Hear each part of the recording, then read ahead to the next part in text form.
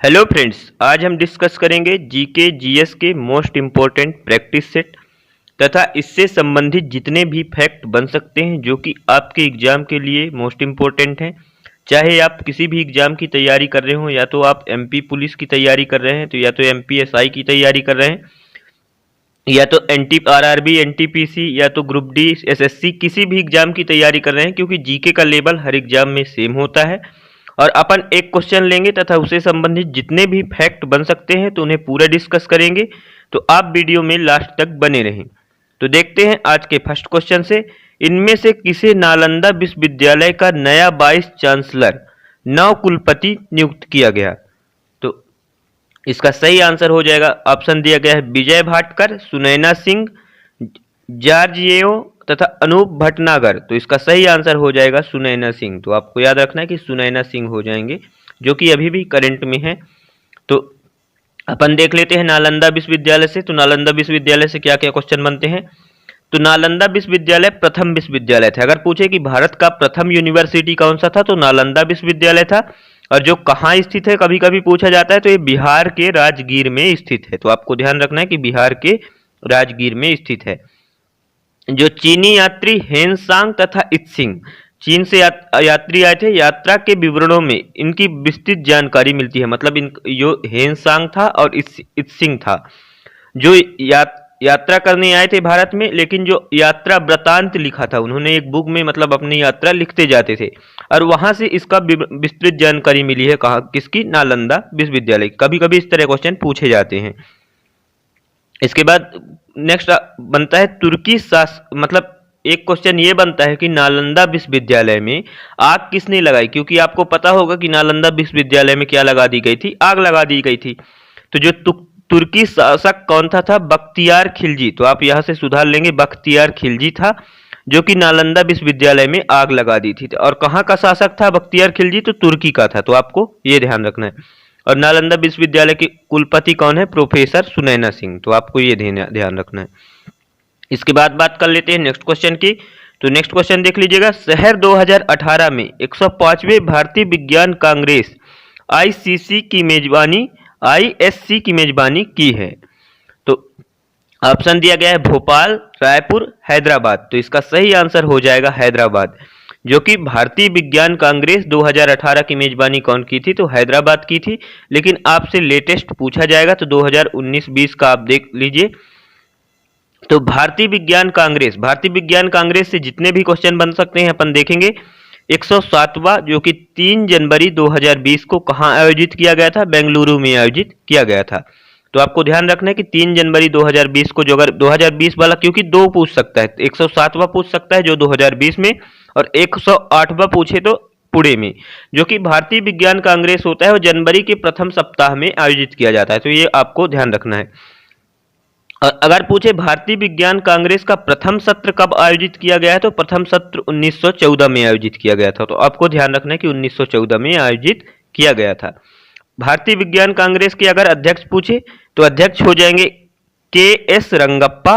तो आपको ध्यान रखना है, जो कि कई बार पूछा गया है, तो इसलिए आपके एग्जाम में मोस्ट इंपोर्टेंट चांस है, ज्यादातर चांस है कि पूछा जाएगा। मुख्यालय कहाँ है भारतीय विज्ञान कांग्रेस का? तो कोलकाता में है। तो आपको इतना क्वेश्चन यहां से याद रखना है। इसके बाद बात कर लेते हैं नेक्स्ट क्वेश्चन की।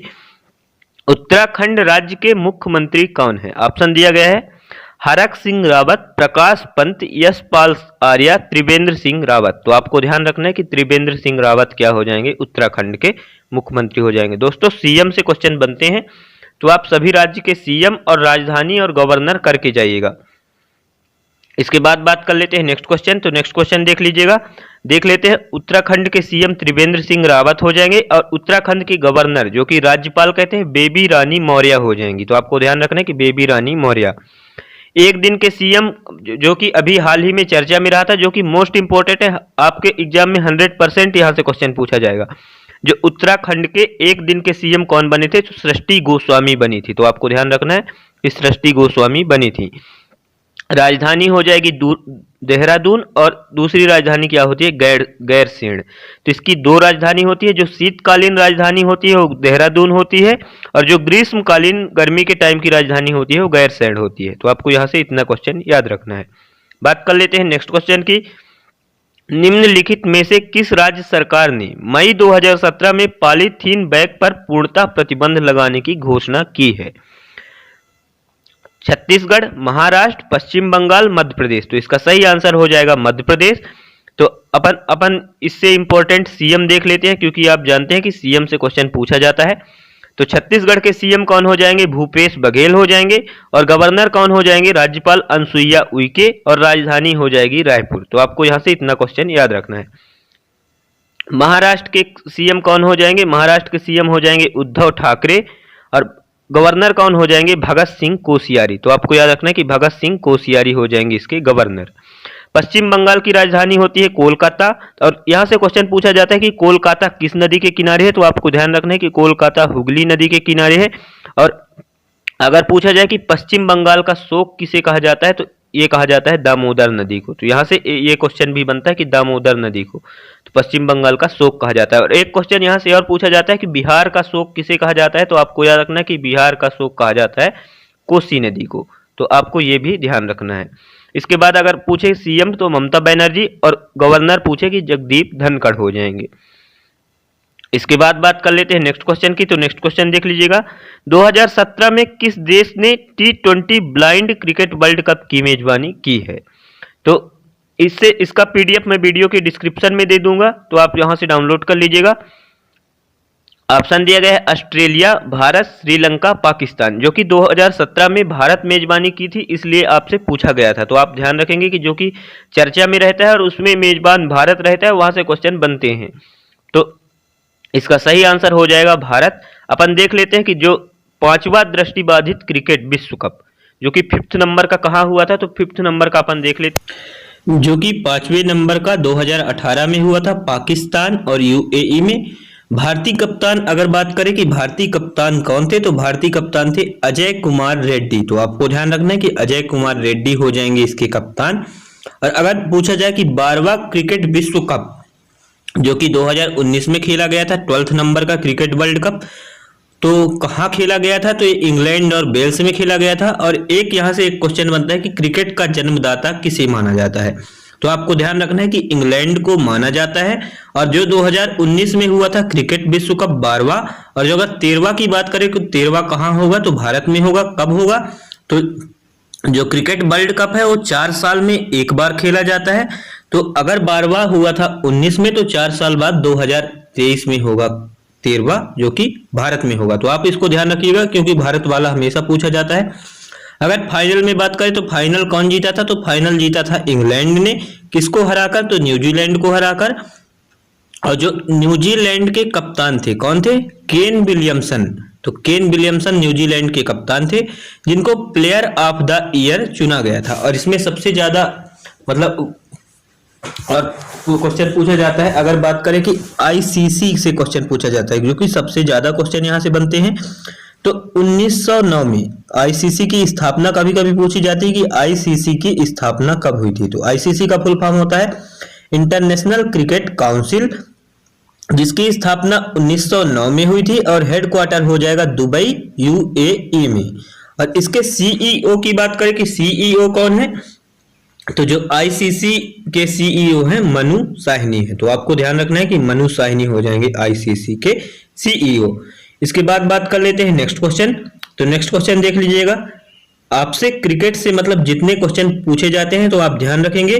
और जो आईसीसी के मेंबर से क्वेश्चन पूछे जाते हैं, तो आईसीसी के मेंबर कौन हो जाएंगे? 104 मेंबर हो जाएंगे। तो 104 देश आईसीसी के मेंबर हैं। नेक्स्ट क्वेश्चन देख लीजिएगा। अंग्रेजों ने प्लासी के युद्ध में को हराया था? तो ऑप्शन दिया गया है औरंगजेब, सिराजुद्दौला, मीर जाफर, टीपू सुल्तान।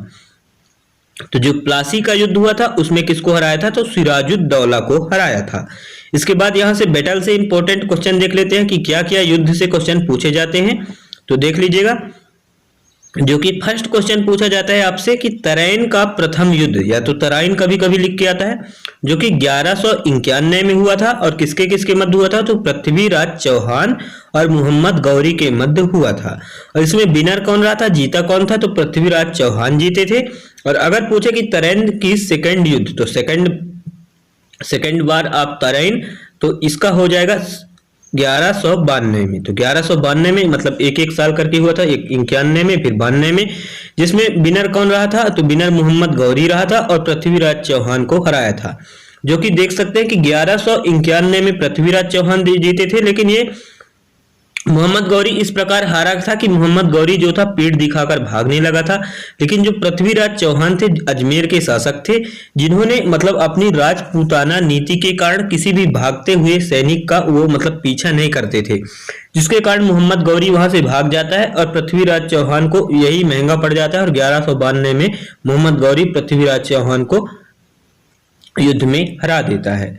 इसके बाद बात करते हैं पानीपत का फर्स्ट युद्ध कब हुआ था? तो 1526 में हुआ था।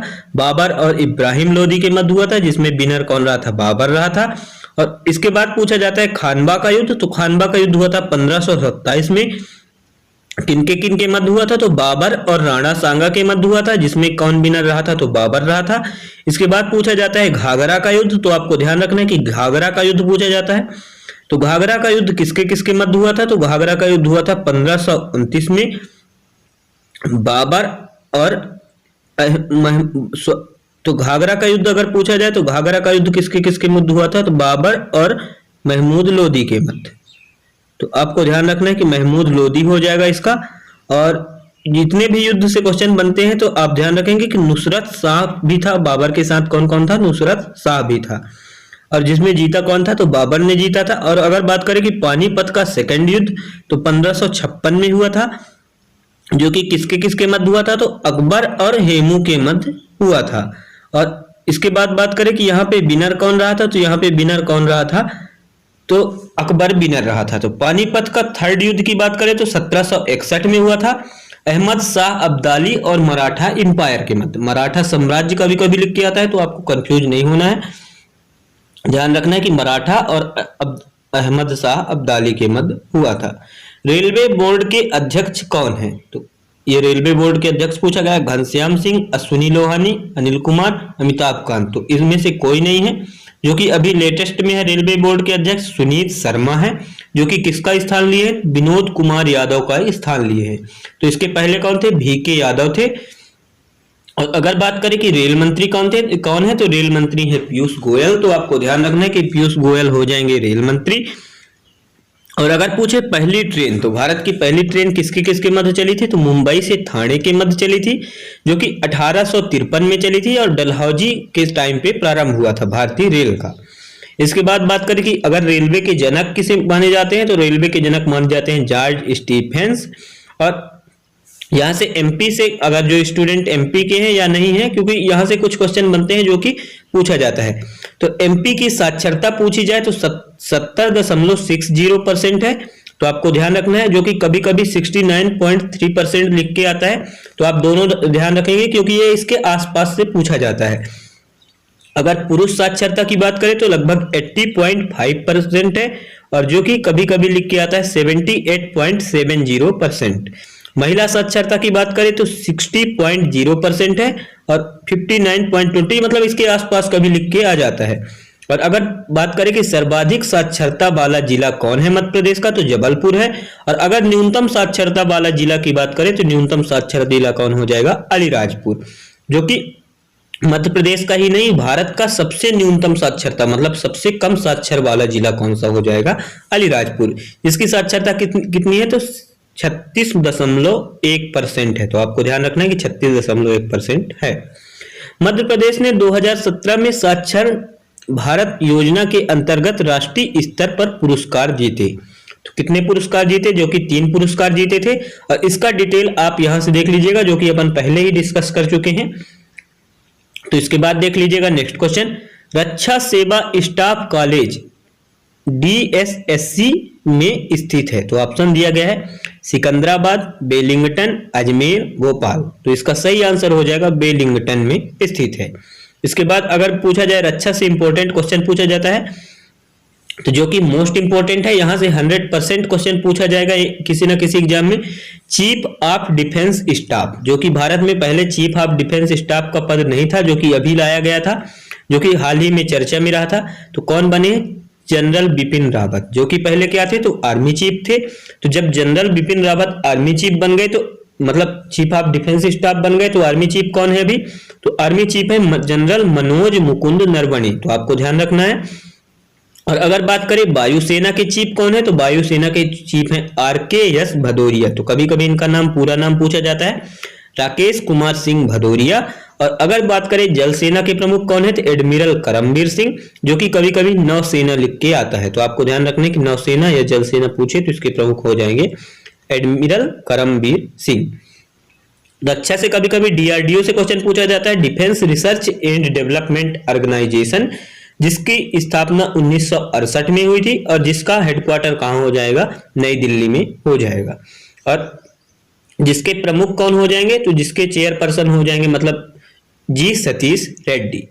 इसके बाद देख लीजिए नेक्स्ट क्वेश्चन, भारतीय चुनाव आयुक्त का मुख्यालय कहाँ स्थित है?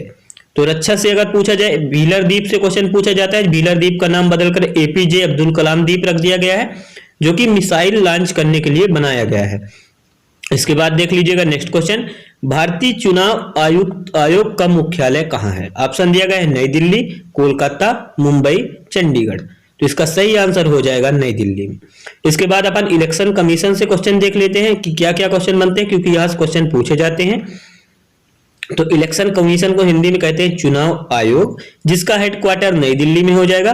और भारत के मुख्य चुनाव आयुक्त, तो पूछा जाता है कि भारत के मुख्य चुनाव आयुक्त कौन है, तो सुनील अरोड़ा है, जो कि जिनकी नियुक्ति कौन करता है, तो जिनकी नियुक्ति कौन करता है, राष्ट्रपति करता है। तो क्वेश्चन पूछा जाता है कि मुख्य चुनाव आयुक्त की नियुक्ति कौन करता है, तो राष्ट्रपति करता है। और राष्ट्रपति कौन से अनुच्छेद में दिया गया है, कभी कभी ये पूछ लिया जाता है, तो अनुच्छेद 52 में दिया गया है।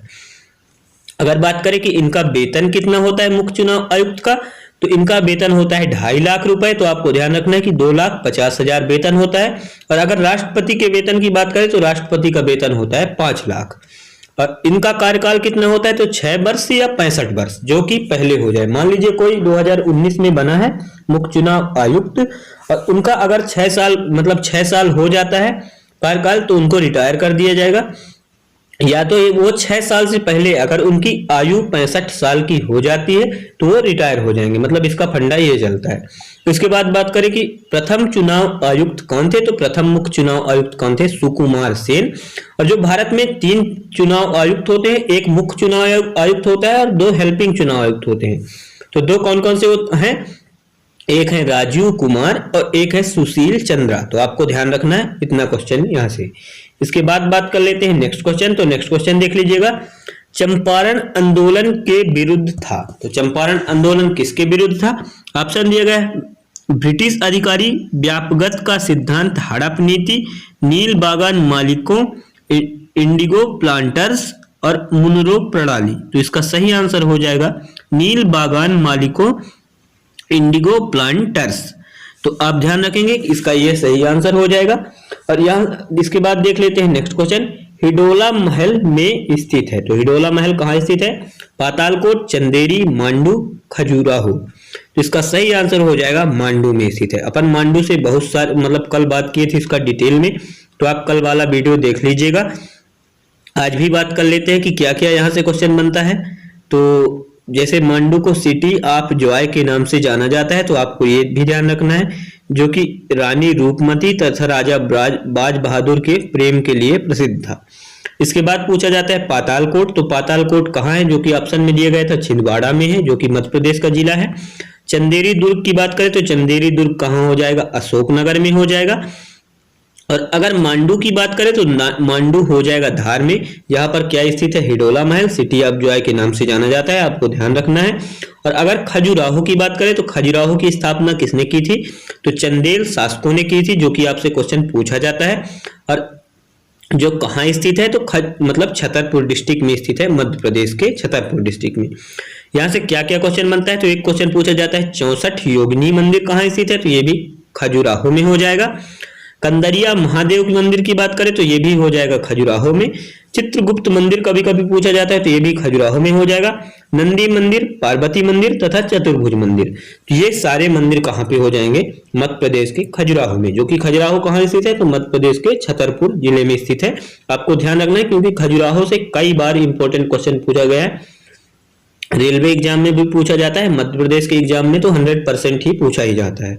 इसके बाद बात कर लेते हैं कपिल धारा जलप्रपात कहाँ स्थित है। ऑप्शन दिया गया है ओरछा, देवास, रायसेन, अमरकंटक। तो इसका सही आंसर हो जाएगा अमरकंटक।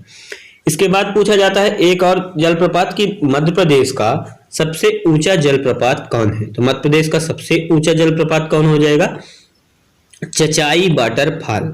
जो कि चचाई वाटरफॉल कहाँ स्थित है, तो मध्य प्रदेश के रीवा जिले में स्थित है। तो आपको ध्यान रखना है कि सबसे जो कि चचाई वाटरफॉल रीवा जिले में स्थित है। एक और यहाँ से क्वेश्चन पूछा जाता है कि जो धुआंधार जलप्रपात है वो कहाँ स्थित है। तो धुआंधार जलप्रपात कहाँ स्थित है, जबलपुर में स्थित है। तो आपको ध्यान रखना है। और जबलपुर से एक और क्वेश्चन पूछा जाता है कि धुआंधार जलप्रपात किस नदी पर बनाया गया है, किस नदी पर स्थित है। तो ये स्थित है नर्मदा नदी पर, और जबलपुर भी नर्मदा नदी के किनारे स्थित है। और इसके बाद एक पूछा जाता है दूधधारा जलप्रपात जो कि अमरकंटक में है। तो आपको याद रखना कि कपिल धारा, दूधधारा दोनों कहाँ स्थित है, अमरकंटक में स्थित है। और जबलपुर से एक डैम पूछा जाता है जो कि मोस्ट इंपोर्टेंट होता है। तो आपको याद रखना है कि कौन सा डैम है, आपको कमेंट बॉक्स में मैसेज करके बताना है। इसके बाद अगर पूछा जाए कि इंदौर किस नदी के किनारे है, तो इंदौर किस नदी के किनारे हो जाएगा, खान नदी के किनारे। और अगर उज्जैन पूछा जाए कि उज्जैन किस नदी के किनारे है, तो उज्जैन हो जाएगी क्षिप्रा नदी के किनारे, जो कि कई बार पूछा जाता है। और चंबल नदी का उद्गम स्थल कभी कभी पूछा जाता है, तो जो जाना पाव पहाड़ियां महू के पास स्थित है। इसके बाद पूछा जाता है हैदराबाद में नेशनल पुलिस एकेडमी का नाम किसके नाम पर रखा गया है। जवाहरलाल नेहरू, सरदार वल्लभ भाई पटेल, लाल बहादुर शास्त्री, इंदिरा गांधी। तो इसका सही आंसर हो जाएगा सरदार वल्लभ भाई पटेल। जिनको किस नाम से जाना जाता है, तो जिनको लौह पुरुष के नाम से जाना जाता है। तो आपको ध्यान रखना है जो कि सरदार वल्लभ भाई पटेल की विश्व की सबसे ऊंची मूर्ति कहाँ बनाया गया है, तो गुजरात में। कौन से नदी के तट पर, तो नर्मदा नदी के तट पर सरदार सरोवर बांध के किनारे। जो कि इसकी ऊंचाई कितनी है, तो 182 मीटर इसकी ऊंचाई है। जिसको किस नाम से जाना जाता है, तो स्टेचू ऑफ यूनिटी के नाम से जाना जाता है, जो कि अभी 8 अजूबों की सूची में शामिल किया गया था। और एक क्वेश्चन यहां से बनेगा, अभी लेटेस्ट है, मोटेरा स्टेडियम। तो मोटेरा स्टेडियम जिनका जो कि कहाँ स्थित है, तो अहमदाबाद में स्थित है, गुजरात के। और जो कि विश्व का सबसे बड़ा क्रिकेट स्टेडियम है। तो जिसका नाम किसके नाम पर रखा जाना था, तो जिसका नाम सरदार वल्लभ भाई पटेल के नाम पर रखा जाना था, और जिसका नाम जो कि नरेंद्र मोदी जी के नाम पर रख दिया गया है। तो आपको ध्यान रखना है क्योंकि जो सरदार वल्लभ भाई पटेल थे, जो अखंड भारत मतलब इनका सपना था, जिन्होंने बनाया भी था अखंड भारत, क्योंकि भारत में बहुत सारे पहले टेरिटरी थे, राजा का शासन था, जिनको एक करते वल्लभ भाई पटेल ने अखंड भारत बनाया था। तो इनका नाम चेंज कर दिया गया है, जो कि सरकार कर दी है, अब क्या कर सकते हैं। इसके बाद पूछा जाता है हरित दिवाली स्वास्थ्य दिवाली अभियान के द्वारा आरंभ किया गया। तो ऑप्शन दिया गया है संस्कृति मंत्रालय, नवीन और नवीनीकरणीय मंत्रालय, पर्यटन मंत्रालय, पर्यावरण एवं जलवायु परिवर्तन मंत्रालय। तो आपको ध्यान रखना है कि इसका सही आंसर हो जाएगा पर्यावरण एवं जलवायु परिवर्तन मंत्रालय। तो जो हरित दिवाली का संबंध किससे है, जो कि दिवाली होती है, दिवाली में बहुत सारे लोग पटाखे चलाते हैं, जिससे कि हमारा पर्यावरण जो होता है प्रदूषित होता है। तो इसके लिए एक हरित दिवाली मतलब कार्यक्रम का आरंभ किया गया था, अभियान चला गया था, जिसमें कि हम कम से कम मतलब रोशनी वाले पटाखे का यूज करेंगे, जो कि पॉल्यूशन फैलाते हैं, जिसमें कि ध्वनि प्रदूषण और वायु प्रदूषण दोनों होता है। तो आप ध्यान रखेंगे। तो इसके लिए चलाया गया था, जो कि आप ऑप्शन देख के ही कर सकते थे। और ये मतलब ये नेक्स्ट क्वेश्चन का है कि छत्तीसगढ़ के मतलब ये अपन कर चुके हैं। यहाँ से आप देख लीजिएगा महाराष्ट्र को जो किस नाम से जाना जाता है, इकोनॉमिक कैपिटल ऑफ इंडिया के नाम से जाना जाता है, जो कि आर्थिक राजधानी। और महाराष्ट्र में क्या है, महाराष्ट्र की मुंबई में है आरबीआई का headquarter, reserve bank of India. तो इसकी स्थापना कब हुई थी, तो इसकी स्थापना पूछा जाता है 1935 में हुई थी। और इसके अगर चेयरमैन की बात करें तो अध्यक्ष कौन हो जाएंगे, शक्तिकांत दास। तो आपको ध्यान रखना है कि शक्तिकांत दास, जो कि भारत में अधिकांश बैंकों का हेडक्वार्टर मुंबई में हो जाएगा, इसलिए मुंबई को आर्थिक राजधानी के नाम से जाना जाता है। तो थैंक यू दोस्तों। अगर आपको वीडियो पसंद आई हो तो लाइक करें, शेयर करें, सब्सक्राइब करें। जय हिंद।